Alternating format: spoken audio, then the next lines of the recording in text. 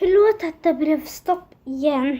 För den blev stopp själv av sig själv. Men den blev ingen slime. Så du får följa med mig.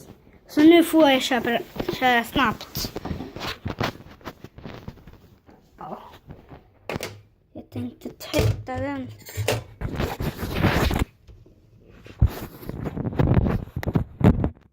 Så. Hejdå! Ni ser. De där vita dropparna, det är allt. Nu ska jag köra med två.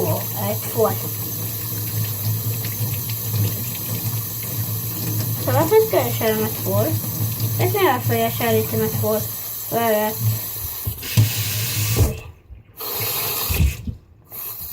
För att då måste jag stanna i 2 dagar.